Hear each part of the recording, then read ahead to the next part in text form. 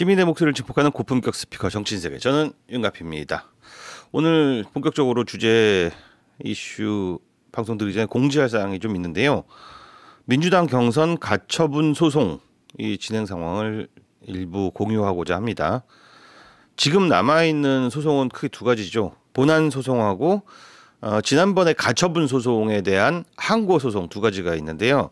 일단 본안 사건은 어떻게 되고 있느냐라고 말씀드린다면은 기일이 현재 잡히지 않고 소장만 전달을 했고 기다리고 있는 상황입니다. 10월 20일에 소장을 제출했고요. 28일에 피고인 민주당의 소장 부본이 전달이 된 상황이고 그 이후에 진행 상황은 없는데요.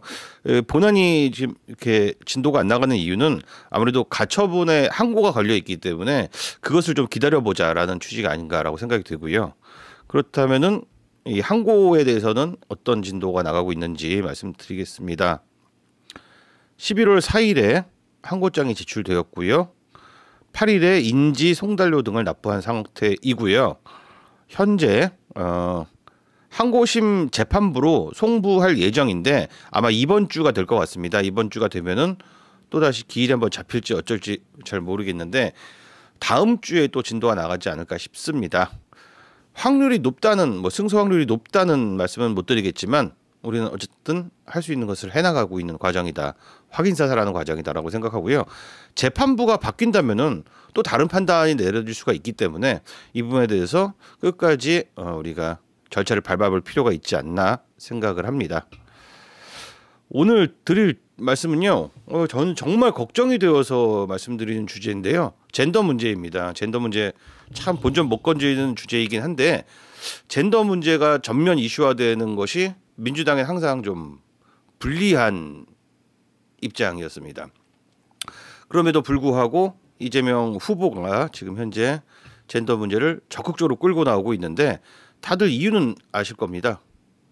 이대남 지지율 안 나오니까 이대남 지지율을 올리겠다라는 것이죠. 무슨 취지인지는 알겠는데요. 일단 정치공학적으로 봤을 때 그게 되겠습니까? 지금 여의도 정치권이 이런 인터넷 커뮤니티 이슈라든가 젠더 문제 같은 것에 대해서 사실 무지한 쪽에 가깝습니다. 지금 국힘당이 이 소위 말하는 남성주의라고 할 수 있겠죠. 페미니즘에 반대하는 이런 목소리에 대해서 주도권을 가진 것은 사실 하루 이틀에 벌어진 일이 아니거든요. 아마 바른미래당 창당하던 바른미래당 기억나십니까? 예. 지금 예전 새누리당에서 친박들이 남고 비박들이 빠져나와서 만든 당이 이 바른미래당이죠. 여기서 유승민과 기타 몇몇 정치인들 이준석 등등이 모여서 계속해서 끊임없이 이대남들의 분노 정서를 자극해오면서 몇 년 동안 최소 5년간 쌓아온 정서입니다. 그것도 자산이라면 자산인데 그 자산이 국힘당에 넘어간 상황입니다. 그렇다면은 상식적으로 생각했을 때 민주당은 어떤 포지션을 취해야 되겠습니까? 그렇다면 그 반대 포지션을 취하는 게 훨씬 더 맞죠. 그런데도 불구하고 지금 여성표 다 놓치고 뛰어들겠다 이겁니다. 이대남 잡겠다고. 그게 몇 개월 만에 될 일이 아닌데 말이죠. 그래서 정치 공학적으로도 도저히 이해가 안 가는 것이고요. 저는 이재명 후보 지지율이 걱정돼서 드리는 말씀이 아니라 그래도 민주당이 최소한 그러지 말아야 될 텐데라는 부분에 대해서 정말 겁도 안 내고 뛰어드는 이 모습이 정말 여의도는 이 돌아가는 정서를 너무 모르는구나. 온라인 정서를 너무 모르는구나라는 생각이 듭니다. 일단 저는 마초진보라는 개념을 나름 고안을 했었거든요. 마초진보. 마초와 진보는 사실 형용모순에 가까운데 진보라는 것은 소수자들 편에 서서 약자들 편에 서서 정치 이슈를 만들고 정책을 만들어 나가는 게 기본 중의 기본이라서 이걸 설명할 필요도 없다고 생각을 합니다. 그럼 대한민국에서 당연히 소수자, 머리 숫자로 소수는 아니지만 어쨌든 간에 약자가 되어 왔고 그래서 여성가족부도 있는 것이고 그럼 민주당이 당연히 여성주의 쪽에 좀 가까울 수밖에 없는 게 아주 상식적이거든요. 그런데 큰 변화가 생긴 계기가 있다고 생각합니다. 제 기억으로 따지자면은 이 마초진보의 등장은 바로 김어준에서 출발을 했다고 생각을 합니다. 당시에 김어준은 그냥 뭐 패션스러운 마초 요런 쪽에 가까웠는데 실제로 이게 심각한 문제가 되기 시작한 시점이 있습니다. 이게 언제냐면 정봉주가 이런 얘기를 했다는 거죠. 그 자기가 지금 수감 중인 상황이니까 여성 팬들 사진을 많이 보내달라라고 하니까 낙검수 멤버들이 이렇게 얘기를 했었습니다. 수감 중인 정봉주에게 여성들이 비키니 입은 사진을 보내자. 선을 너무 많이 넘었습니다. 사실 이게 아주 놀라운 것도 아니에요. 예전에 그 운동권 세대들을 돌아보면은 여성들을 무슨 치어리더처럼 그렇게 그 정도밖에 생각을 안 했던 시절도 있었거든요. 그때도 마초 감성이 지배했었는데 그게 진보의 특성이라는 게 아니라 시대의 특성 정도로 봐왔거든요. 그러면서 세상이 많이 변화해 갔고 진보를 표방하는 사람들은 아무래도 약자인 여성의 편을 들어주면서 이렇게 성장해 왔는데 김어준이 이때 특히 낙곰수가 이때 비키니 입은 사진을 보내자라고 했을 때는 운동권의 마초 정서 뭐 이런 걸 뛰어넘은 상황이었다고 생각을 합니다. 그래서 이제 여초를 중심으로 처음으로 이제 비판의 목소리가 나오게 됐고 몇 주 동안 김어준은 낙곰수에서 이 부분을 언급하지 않다가 입장을 밝히겠다라고 하면서 많은 사람들이 우리 지금 뭐 이명박근혜 정권 몰아내는 것도 힘든데 여기서 사과하고 마음을 다시 하나로 합치자 이런 기대들을 했던 게 사실이거든요. 그런데 김어준은 여기서 사과를 하지 않았습니다. 변명을 오히려 했었고요. 이때가 바로 마초 진보의 등장이 아닌가 싶고 이때 많은 뭐 탈털이라는 표현이 있죠. 많은 마초에서 탈털을 했고 저도 김어준에 대한 기대를 완전히 접었던 계기가 바로 이때입니다. 굳이 조심할 필요를 못 느낀 거죠. 그쪽에서 자기 느끼는 대로 자기 꼴리는 대로 말을 했다. 왜? 우리 청취자가 엄청나잖아. 그러니까 자신감 머리 숫자에서 기인한 자신감에 이런 오만함을 낳았다고 생각을 하는데요. 이 지점에서 이후에도 이들은 이 자신감을 바탕으로 뭐 여성 비하, 여성 혐오에 가까운 발언들을 이어갔고 방송에서도 그러한 코너들 여성을 쉽게 대상화하는 코너들을 만들어서 이어온 게 저들의 어떤 전통이 된 것 같습니다. 여기서 이상한 지점이 이 사람들 본인들이 진보라고 주장을 하면서도 한편으로는 일베라든가 바미당이라든가 혹은 성재기 걔들과는 또 같은 정서를 공유하고 있었다는 것입니다. 그런데 우리가 2017년을 좀 돌아보면요, 문재인 대통령도 상당히 곤혹스러운 상황에 부딪혔던 그 기억이 있습니다. 바로 젠더 문제가 또 급부상이 된 거죠. 여러 가지 사회적 이슈도 있었고요. 그래서 17년에 문재인 대통령의 선택은 이거였습니다. 나는 여성주의자다. 문재인 정부는 페미니즘 정부다라고 정면으로 뚫고 가버린 겁니다. 사실 이때 젠더 문제는 어쨌든 간에 한쪽의 표를 얻으면 한쪽에 손해를 봐야 되기 때문에 어대문 아닙니까? 어대문. 어차피 대통령이 되실 분이 이 문제는 적당히 넘어가고 적당히 레토릭으로 그냥 스킵하는 게 더 옳은 판단이었거든요. 근데 그럼에도 불구하고 저는 감동을 받았던 게 나는 최초의 페미니스트 대통령이 되겠다고 말씀을 하셨습니다. 제가 받은 그 전율 같은 거는 진짜 이루 말할 수가 없는데요. 정치적 손해 보겠다는 겁니다. 그걸 감수하겠다는 겁니다. 본인의 옳고 그름의 기준으로 그리고 누가 약자인지 정확히 직시하고 그에 기반한 정책을 펴겠다라고 말씀하셨고요. 그것은 5년 내내 그런 기조는 바뀌지 않았습니다. 이대남 표갑질 이런 거 그냥 상처가 되겠지만 뚫고 가겠다라고 하셨죠. 그리고 결과는 어떻습니까? 역사상 가장 높은 지지율을 가진 대통령이 임기 말까지도요. 그런 대통령이 되셨습니다. 그렇게 하다 보니까 공백이 생기죠. 이 지지층에 공백이 생기니까 이거를 뭐 유승민, 이준석 뭐 기타 등등 이 당시 바미당 의원들이 공략을 하기 시작했고 이 힘으로 이준석이 국힘당에서 사실 당선이 된 거예요. 이대남들이 표를 몰아다 줬거든요. 저는 이재명의 이런 그 뭐랄까 마초 선언이랄까 반 여성주의 전선 여기에 민주당이 올인을 할 거라고 봅니다. 일단 형식적으로 차기 권력을 가진 대선 후보이기 때문에 장단을 맞춰주는 걸 넘어서 그동안 맞아 우리 이대남 표가 부족했어 이대남표 채우면 그만이지. 이런 식으로 다 따라가려고 거라고 생각을 하는데요.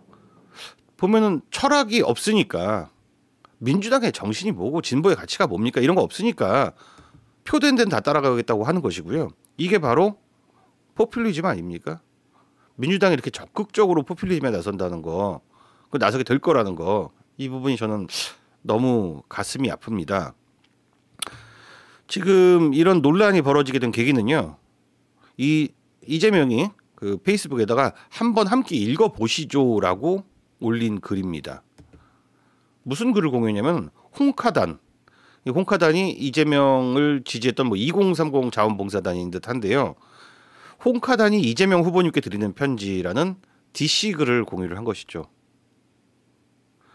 민주당은 페미니즘과 부동산 문제에 대해서는 볼드모트가 되어 감히 입 밖에도 꺼내지 못했다. 옳거니 그래 이낙연 지지했던 지지층이 본인에게 적극적 지지 의사를 안 보이니까 야 국힘당 표라도 긁어오지 뭐. 굉장히 실용적인데요. 이거 반대하는 사람이 없네요. 민주당에서 우려의 목소리가 나오는 게 없고요.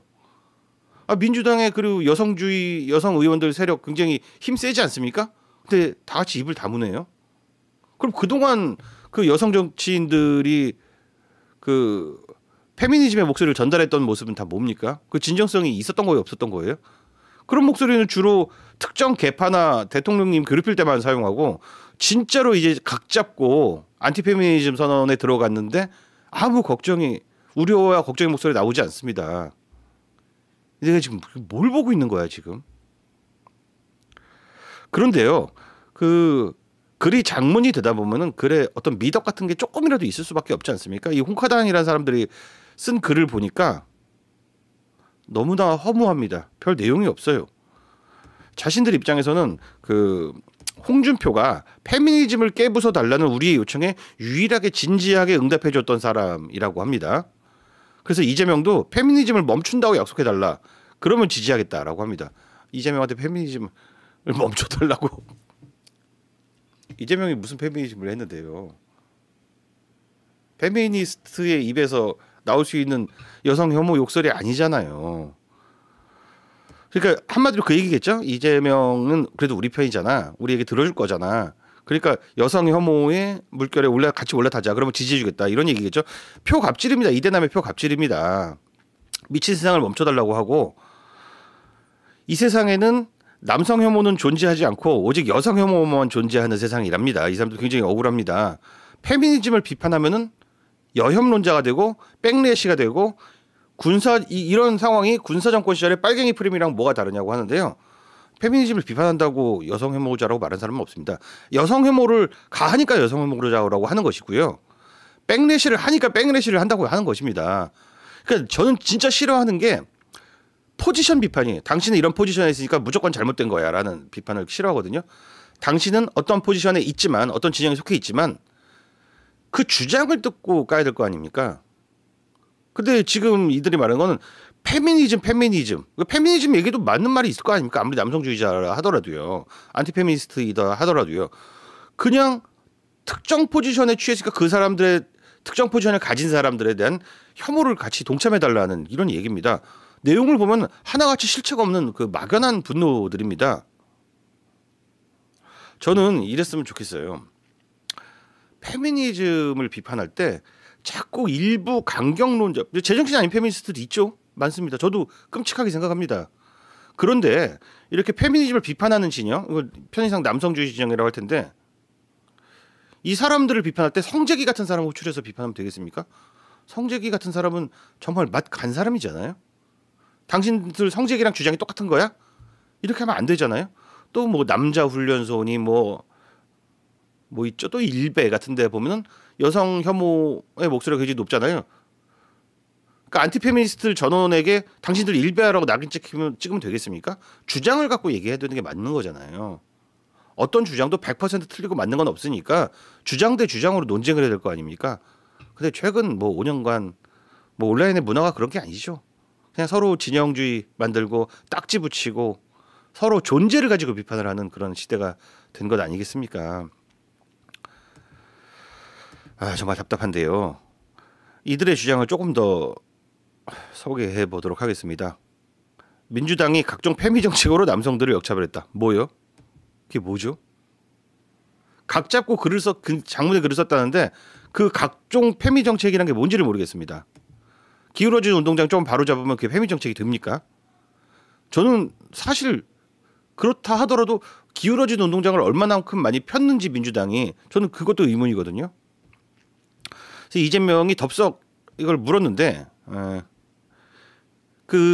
이런 주장을 공유하고 며칠 전에도 비슷한 주장을 공유했습니다. 우리 캠프의 사람들은 요직에 있는 사람들은 이 글을 다 읽어보라 하면서 굉장히 감동받은 듯한 이렇게만 하면 지지율이 오를 것 같은 그런 논조로 글을 올렸었잖아요. 근데 이 변이 이겁니다. 2030 청년들의 목소리를 들어주는 정치인이 단 한 명도 없는 것 같다라는 청년들의 절규를 전하고 싶었기 때문이다. 또 이제 의뢰 머슴 타령 나옵니다. 청년의 삶을 개선하는 첫 번째 머슴이 되겠다. 이렇게 이제 표몰이를 하려고 합니다. 그러면서 자신의 성과를 자랑합니다. 군복무 청년 상해보험과 청년 면접수당. 이 뒤에서 좀 더 얘기해 볼 텐데요. 다만 이렇게 갔을 때 표라도 얻는다면은 뭐 머리로 이해는 갈 텐데 이게 어떻게 해서 표를 얻을 수 있겠습니까? 이런 방식으로 정치공학적으로도 너무나 미숙합니다. 지금 어찌 되었건 이재명 지지층의 30대 40대 여성층에서는 그래도 윤석열보다는 이재명이 낫다라는 표가 있어요. 이거 지금 까먹겠다는 이야기 아니겠습니까? 그리고 20대 여성층에게는 더더욱 표를 안 받겠다는 얘기잖아요. 이재명 후보가 진짜 좀 멍청한 게 또 그 진영이 멍청한 게 원래 받아야 할 민주당 후보가 원래 받아야 할 2030, 40 청년층과 여성층의 표를 끌어올리는 방향으로 가야지 맞았다. 근데 이 끌어올리는 걸 포기하고 저쪽에 훨씬 더 강한 그 보수 정치인들이 훨씬 더 강력하게 몇 년 동안 그 관리를 해온 그걸 뺏겠다고요? 개도 구럭도 안 되는 거죠.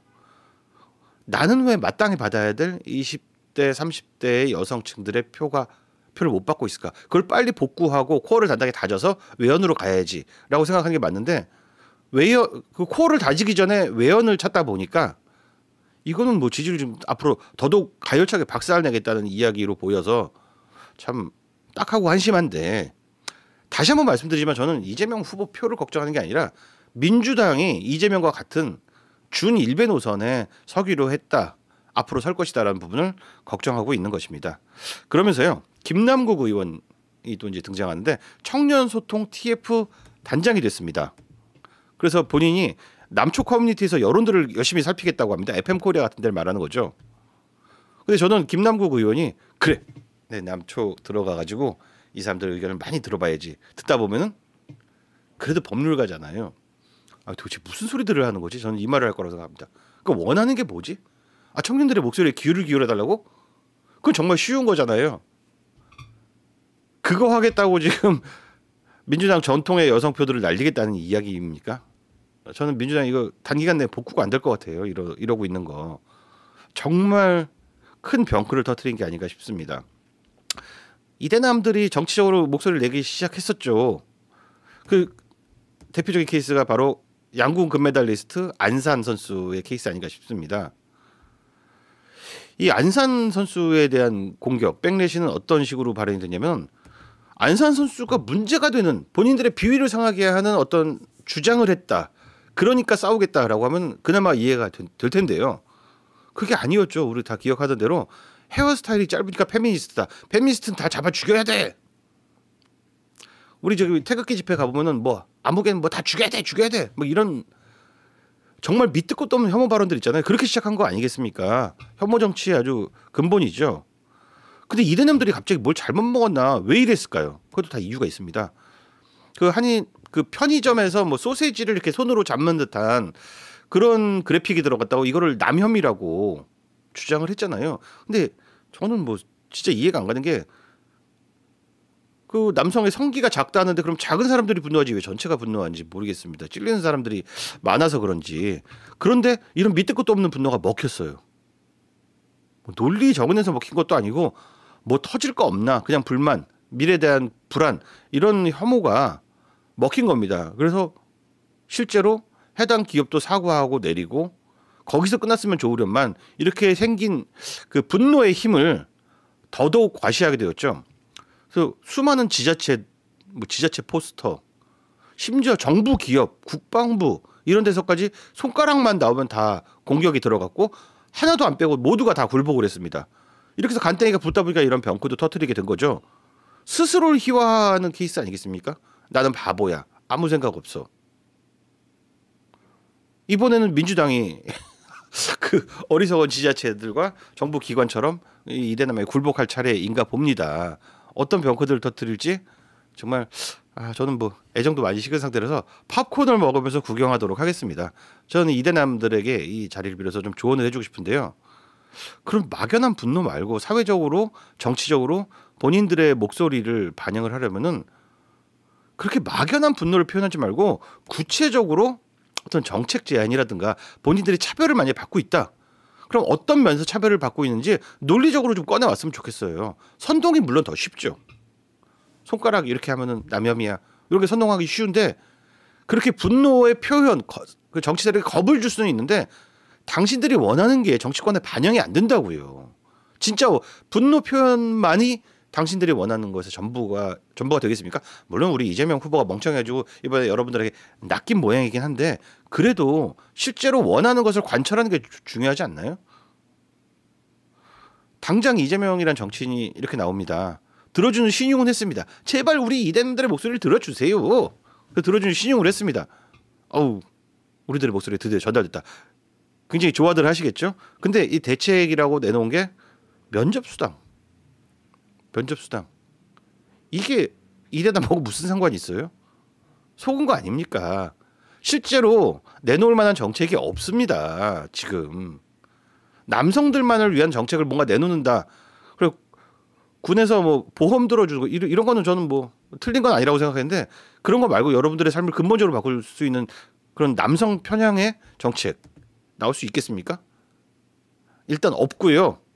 만약에 이재명은 합니다이기 때문에 한다면 그것은 정말 후보에게 그리고 민주당에 큰 독이 될 것이다라고 말씀드리는 바입니다. 요 얘기는 여기까지 하고요. 여러분들 제가 혼자 말하더라고 채팅창 하나도 못 봤는데 무슨 말씀들 주고받으셨는지 궁금합니다. 이렇게 말씀드립니다. 오늘 준비한 소식은 여기까지고요. 채팅창 소통 좀 잠깐 하도록 하겠습니다. 너무 이게 1인 방송을 하다 보면 채팅창을 볼 여유가 안 생겨가지고요.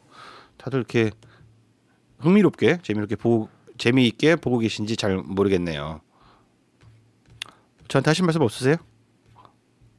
없으시면은 이대로 방송 마무리할까요? 하죠. 저도 밥 먹으러 가야겠습니다. 지금까지 시청해 주셔서 감사합니다. 지금까지 윤가피였습니다. 고맙습니다.